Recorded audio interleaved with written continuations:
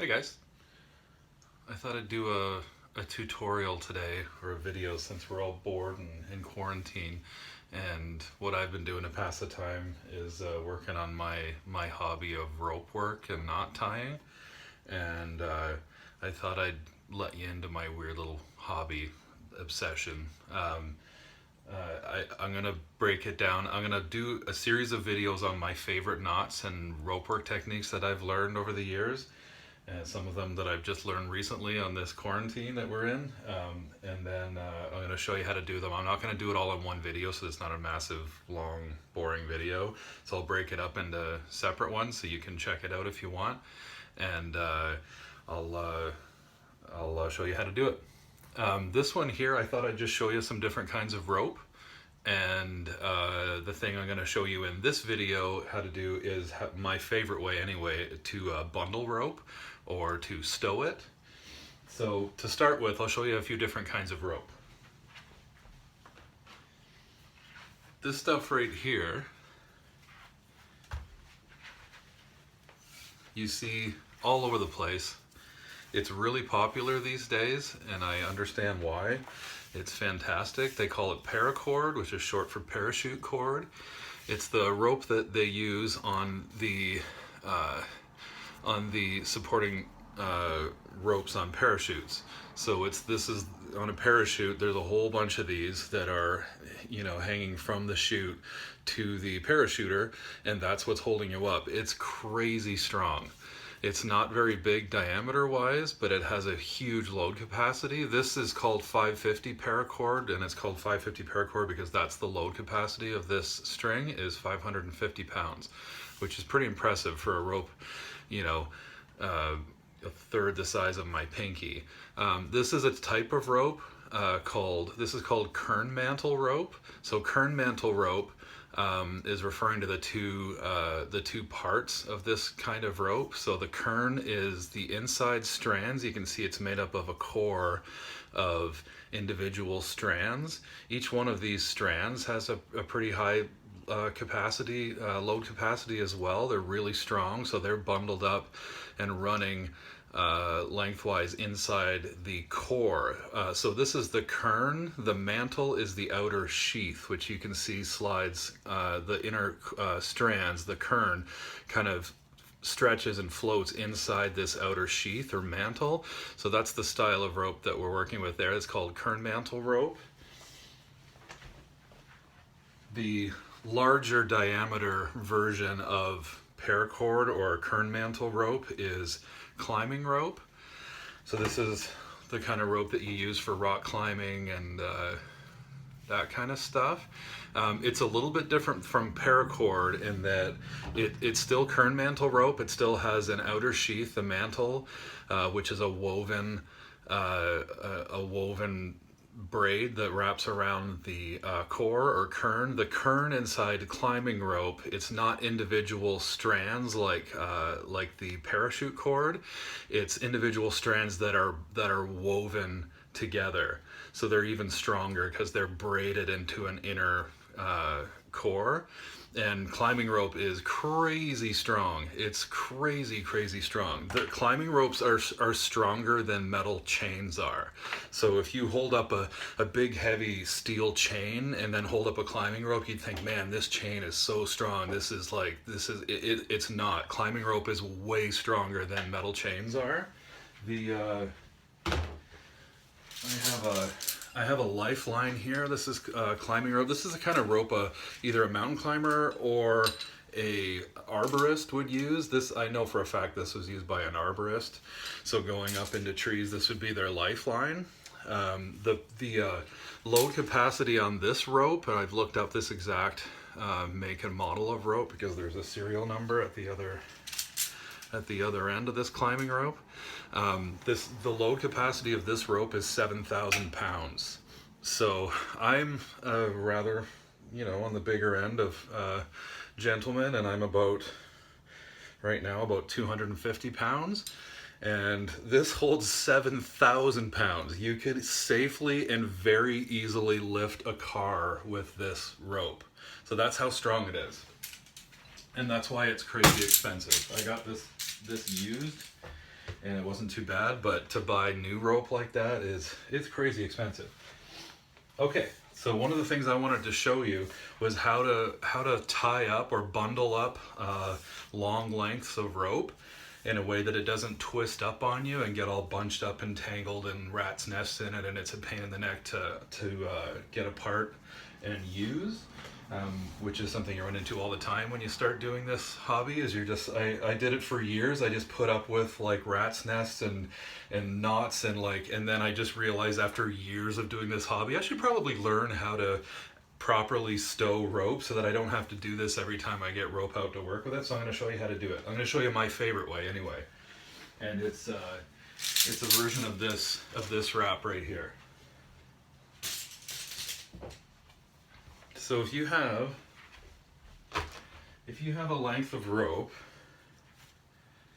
let's say, I don't know, like 25 feet plus, like a good long rope that's could easily get tangled and become a nightmare to work with. I'm going to show you how to wrap it up and store it in a way that it's easy to get it apart again and work with it without it becoming a huge tangled mess. So I think this is about, I don't know, 30 feet or so. So one thing that a lot of people will do, and I did it for years too, I'm no different, was they'll do an elbow wrap where you just go like that and you just keep wrapping and wrapping and wrapping. And there's nothing wrong with that really. Like I still do it from time to time, but when it comes to like real rope and storing it properly, this is a big no-no.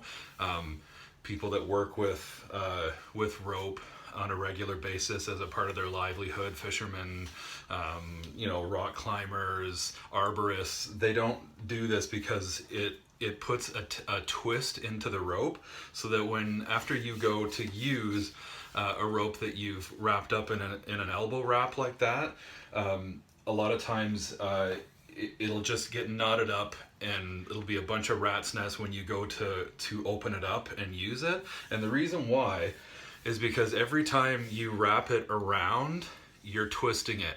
So it's subtle, you don't notice it, but every time you go around, you can see my hand turn there, that's a half turn, and you go around again, and there's another half turn. So that's 2 wraps is 1 full twist you've just made of the rope, and it's going to do that every other wrap. You've twisted the rope 1 full turn, and when you get to the end, it doesn't do it super bad in this, it'll just twist up on you, and you'll go to once you unwind that, it's just all that twist is gonna go back up into the rope and it'll turn into a big rat's nest. So I'm going to show you how to avoid that. Untangle this rat's nest from my demonstration first. Okay, so one of the things you can do, one of the techniques that you can do to get the twist out of rope, or to avoid the big tangled mess at the end, is you wrap it in such a way that you're incorporating the twist so that it's not going to do it for you. So incorporating the twist kind of sounds like an oxymoron because that's what we're trying not to do, but what we're doing is we're accounting for the twist in the wrap so that it's not the wrap is sort of incorporated into the turns in such a way that it's not going to tension up the twist and bundle it up afterwards. So one of the ways you can do this, I watched like 5, 6, 7, 8 different videos about how to do this, and I couldn't understand it. So one of the reasons I wanted to show in a video how to do this is I watched so many videos and I would watch what they're doing and listen to what they're saying, and I didn't understand it until one guy in a video made it clear enough that I could get it, and now I use this technique. So what you do for this technique, I don't even know what you call this. I think it's just called frapping or inverted coils. But anyway, so what we're going to do is, instead of just coiling the rope around and around, kind of like an elbow wrap, and that twist, turning every other turn, twisting the rope, we're gonna do this. So we're gonna go around once. I'll show it. We can hold it this way. So you go around once, and then the next turn, we're not just gonna go around again, because that's going to introduce that half twist. The second time, so the first time around, the second time around, we're going to hold the rope this way, and this is the way the guy explained it that made me click into and understand it. We're going to hold our thumbs opposite directions, So I'm not holding it this way to do a wrap, I'm holding it this way. And when I wrap it around, I'm gonna make my thumbs face in like that. So when I do this wrap, I'm gonna turn my thumb in to face the other thumb and put it in. And what that does, I don't know if you can see it, but it puts that, the working end of the rope in between the last two turns. It inverts it. And then the next one's gonna be a normal wrap again, around this way, and then our inverted thumbs one, which puts it in between the most recent turn and the rest of the turns there. So we're inverting every other wrap or turn. And what that does is it's not allowing me to coil the rope in such a way where I'm introducing that half twist, which becomes a full twist on every other wrap. By inverting it that way, it's coiling up the rope instead of twisting it up. I do get confused while I'm doing it this way, especially since I'm talking right now, on which turn I'm on. So if you forget, just look down. Where is the rope? If it's on the outside like this, your last turn was your normal one, and you're on the inverted twist now. And if you look down and it's dangling in between your last turn, your next one's going to be the normal coil like that. Okay,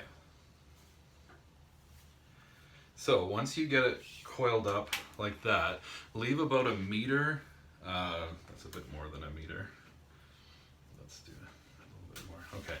Leave about a meter, even a little bit more than a meter of rope on the end, and this is how we're gonna coil it. So I'm gonna show you like 3 different ways to do this, this wrap. This is just the first way. This is so if we've done our inverted coil, which doesn't twist it up, and now we're going to bundle it up like this, and you start wrapping it. This is called frapping. Anytime you're taking a rope and you're wrapping it around and around and around and around something, it's called frapping.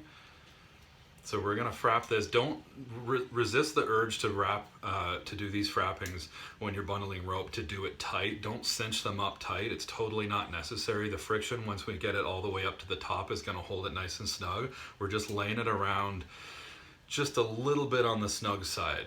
Not tight though, because if we start doing it tight, we're reintroducing that twist again, and we're also just, putting more chafe and wear on the rope than we need to anyway when we're putting it away to store it. So keep wrapping it around. When you get to having about that much left, we're gonna work up towards this end here, this loop.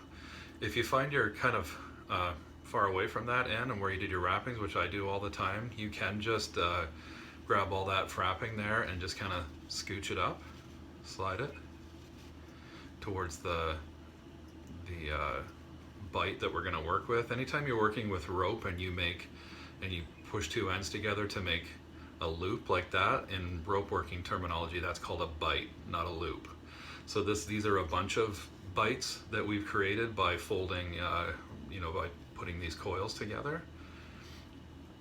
Okay, so when we get it scooched up fairly close to the end of this, come around and make a bite on this working end. That's some rope terminology too. It's funny that there's rope terminology, there's terminology for anything that you study, and rope is no different.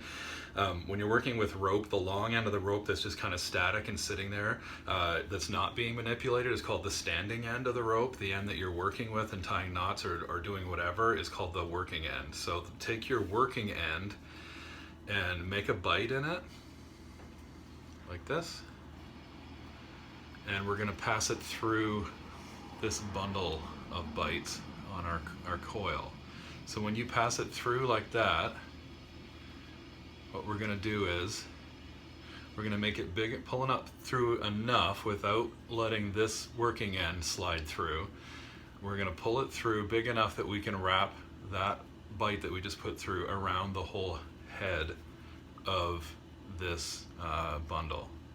And then once you have it around, you can kind of, this is kind of a a rope working thing where you pass the slack through a system or through a knot. So you can see how tight, how loose it is there, and you can just pull on this and it'll tighten up a bit, but a better way to do it is to just start at the beginning and work the slack, work the looseness around the knot, the system, and then pull it. And then it'll be nice and neat and snug. And you can see on the back it looks like that. And you can see one important part with that is when you wrap it around, it comes down on the working end. So when you tighten it up, it clinches down. This working end is in between that last frap, so that it cinches down on itself. So this working end doesn't come loose and it won't unwind on you. That's a good way to wrap. You can do as much of that frapping as you choose to. If you're packing this in a backpack or something and you want it to be this tight, you know, little bundle, you can make it shorter if you choose. Just make a shorter coil, like a smaller diameter circle, and it'll bundle up smaller for you. Or you can frap it all the way along if you want to do that. It just means you have to unwind it around, makes it longer to uncoil. When rock climbers and arborists tie up their big lifelines, like this, they don't do very many frappings. This is actually more than what they do. Normally they'll only do 2 or 3 of these, and it's because when they're up in a tree or on a rock face or something, they don't want to mess around uncoiling all the frapping. They want to be able to pull it out and just a couple turns and their rope is deployed. Okay, so that's version number 1 of how to stow rope. I'm going to show you a couple of variations on this that I really like.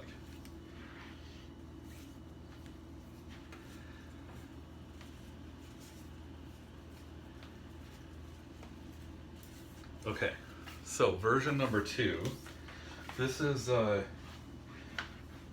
do this for any string or rope that I'm stowing, because it's just my favorite way, and I find it's the fastest way to do this.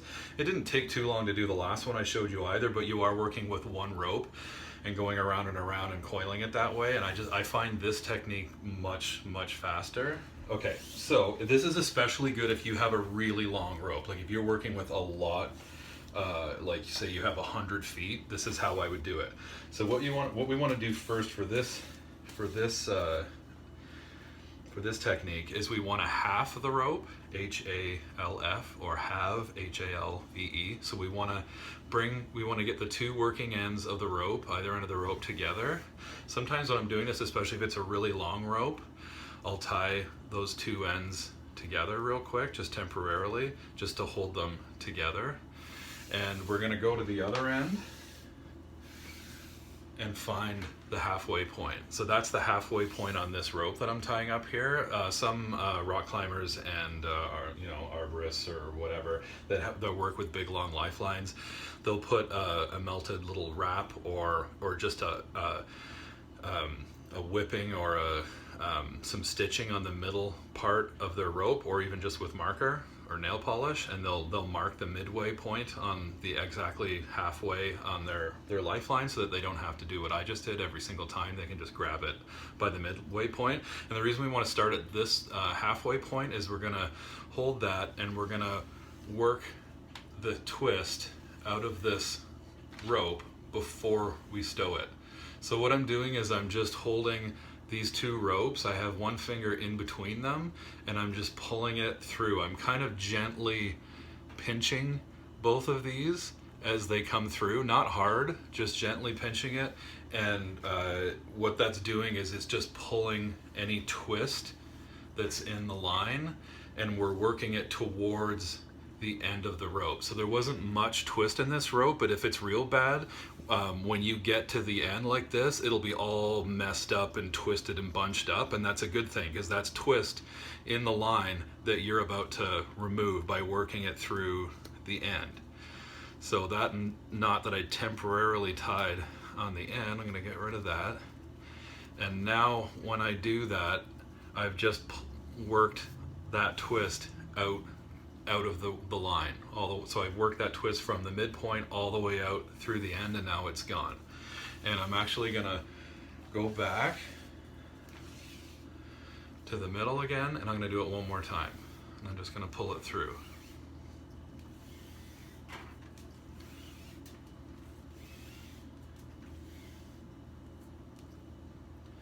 Okay, and now I'm going to work with the working end of both these ropes. So it's halved now, right? So there's two strands here, not one, that we're working with, and I'm working with the doubled end of this rope. So what I'm going to do for this method, this is my favorite way to do this. So we're going to hang the working end down a little bit longer than we want to do the actual bundle. And the reason why we're just hanging it down a little bit further, so I'll show you in a second what this means. So what I'm going to do is I'm going to take this and I'm going to fold it, and then I'm going to pull it out again and fold it back. And I'm just going to keep doing that. I don't know how well you can see that. And I just keep folding this back and forth and making it line up on each end so that they're the same length roughly. It doesn't have to be perfect. And that working end that I first laid down, that's what I meant by have it hang down longer than where your wrap's going to be, and I'll show you why that's important later on. It's just a small detail. It keeps it out of the way while we're wrapping it, so that every time I do a wrap, I'm not hooking around the end of this and getting it caught up in the wrap, and that becomes important at the end of this process. Okay. So for this, you'll notice it's different than what we did before where we coiled it and inverted it every time. We don't have to do it with this method, because with this method, we're not really wrapping it at all. We're folding it. So you're pulling it out to the length we want, and I'm just folding it back in on itself. And because there is no circle necessarily that I'm going around and around, there's no twist. So once you get it, same as before, once you get about a meter, a little bit more than a meter on this end, then we're going to start doing our wrap. And this one's different than the other one. I know you're thinking, oh yeah, I just start with the other method, we wrap around and around and around here, but we're not doing that with this technique. With this technique, we're going to take this and we're going to fold it. So we're going to fold it, get a digit in there to hold that halfway point of this fold that we just did, and now we have this bundle. So we started with a halved rope, and now we're going to have the bundle itself. And the whole time that we're working on this part, we're going to keep a digit in there just to maintain that gap there so it doesn't get confusing and messy for us to work with later. We're going to keep one digit in there, however you want to do that. And this working end that we started with, that I told you to leave longer than the bundle, we're just going to fold that back up into the bundle. I do want you to keep in mind which side, this half or this half, the working end is on, and I want you to fold it back up in on this half, not incorporate it with the other one. Like if we were holding them together like this, I don't want you to wrap it into the other one, because that'll complicate things when we go to unstow it later. So wrap it back into the half that it's on, and then have it again. Okay, remember keeping that gap in there, keeping a finger in there to maintain that bite on the other end. Okay, so now we're gonna do our frapping, just like we did with the other one. Remember, don't do it tight. Just wrap it around just loosely, just a little bit on the snug side of loose, if that makes any sense. And you can see that we're getting, because we're working with halved rope, we're working with 2 lines here, not 1. So every wrap brings it around twice.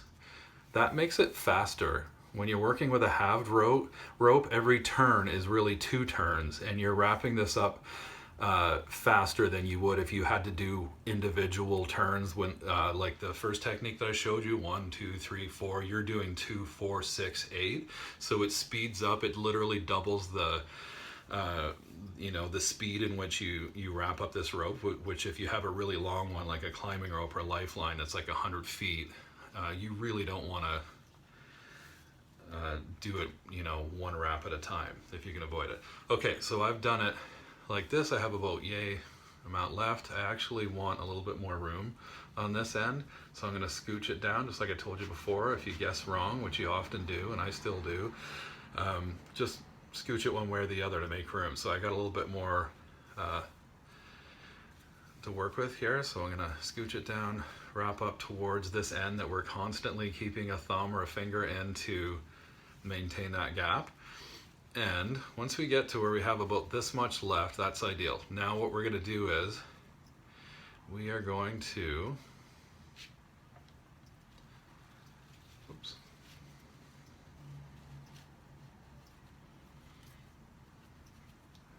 clean that up a little bit since I let go there. Okay, so now we're going to, same as the other technique that I showed you, we're going to make a bite. It's doubled, so it's a little more confusing, but we're going to make a bite just like we did before, and we're going to pass it through the middle of that bundled bite that we made. Okay? Now, last time we did this, now what you just saw me do, I guess I should mention that, these are the working ends that we folded back in before we did this. Just keep them together side by side and just incorporate them into this so that we bundle it up with the rest of it. Don't leave it like hanging out like that.